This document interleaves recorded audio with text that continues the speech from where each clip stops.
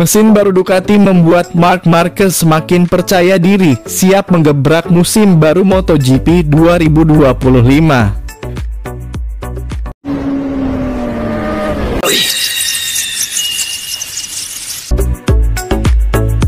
Marc Marquez semakin sumringah setelah ia merasa klop dengan tunggangan barunya Ducati GP25. Hal ini ia katakan setelah menjalani sesi tes pramusim MotoGP di Sepang, Malaysia. Meski mengalami crash kecil di hari kedua tes, Marc Marquez tetap optimis dengan performa mesin baru Ducati. Hal ini tentu menjadi sinyal bahaya bagi rival-rivalnya, terutama Francesco Bagnaia. Marc Marquez langsung menjadi sorotan pada tes pramusim MotoGP 2025 yang berlangsung di sirkuit Sepang, Malaysia. Pada hari pertama tes, Marquez mencatat waktu tercepat kedua dengan 1 menit 57,606 detik, menunjukkan betapa cepatnya dia beradaptasi dengan Desmosedici GP25. Kecepatan yang ditunjukkan oleh pembalap asal Spanyol yang berusia 31 tahun ini bukanlah satu-satunya hal yang menarik perhatian. Kerjasama antara Marquez dan rekan satu timnya, Bagnaia, juga berjalan dengan sangat lancar, di mana mereka saling memberikan umpan balik yang konsisten dan mendukung satu sama lain dalam pengembangan motor. Ini mengindikasikan potensi besar Marquez dalam persaingan untuk merebut gelar juara dunia ke-9. Kepada Crash, juara dunia 8 kali ini mengatakan bahwa dia langsung merasa nyaman saat mengendarai GP25.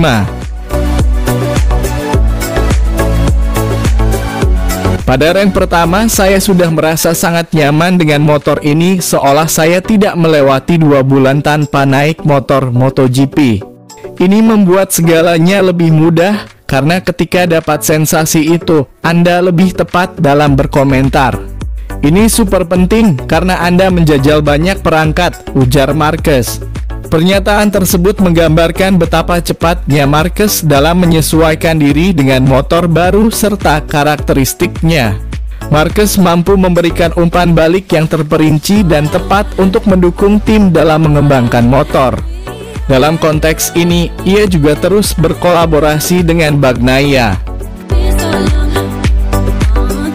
Hal yang sangat positif adalah saya dan Bagnaia memberikan komentar yang sama sekali lagi. Di dalam tim kami berdua mulai bekerja ke arah yang berbeda tetapi mencoba menemukan tujuan yang sama. Mari kita lihat. Selangkah demi selangkah kami mencoba menemukan keseimbangan motor, jelasnya. Kemiripan komentar antara Marquez dan Bagnaia jelas membantu Ducati dalam menentukan arah pengembangan motor mereka. Dengan kesamaan ini, Ducati tidak perlu khawatir tentang perbedaan gaya balap antara kedua pembalap tersebut, sehingga proses pengembangan dapat berjalan lebih lancar dan efisien.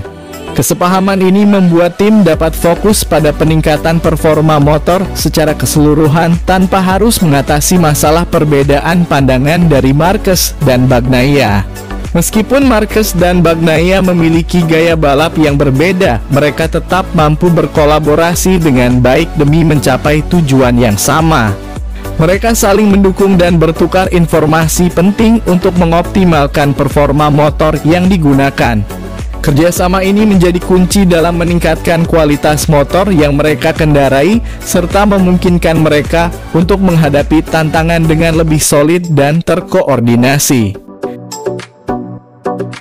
Ketika punya motor baru, Anda harus cari keseimbangan motor, harus menemukan hal-hal berbeda. Atas alasan ini, kami bekerja dengan cara berbeda, tetapi kami berbagi banyak komentar. Kami tampak punya banyak waktu dalam 3 hari, tetapi sejatinya ini tidak banyak. Super singkat, tutup Marquez.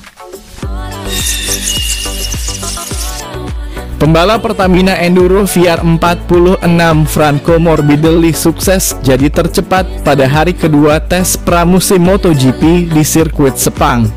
Anak didik Valentino Rossi itu membukukan waktu tercepat 1 menit 57,210 detik dan total melahap 43 lap pada hari kedua tes pramusim. Franco Morbidelli unggul 0,114 detik dari Fabio Quartararo, pembalap terdepan pada hari pertama dan harus menempati urutan kedua di hari kedua tes. Adapun dua pembalap Gresini Racing, Alex Marquez dan Fermin Aldeguer berturut-turut menempati posisi 3 dan 4. Yang menarik, Franco Morbidelli, Alex Marquez, dan Fermin Aldeguer merupakan tiga pembalap Ducati yang mengendarai Ducati Desmo Sedici GP24. Secara keseluruhan, lap time pada hari kedua tes pramusim MotoGP Sepang semakin meningkat. Pasalnya Fabio Quartararo cuma mencatat 1 menit 57,555 detik di hari pertama. Sementara Franco Morbidelli membukukan 1 menit 57,21 detik pada hari kedua. Artinya ada peningkatan kurang lebih 0,2 hingga 0,3 detik. Catatan 1 menit 57,21 detik juga sudah membuat Morbidelli start dari posisi front row bila melihat catatan waktu pada kualifikasi MotoGP Malaysia 2024. Berikut kami tampilkan hasil tes Sepang hari kedua.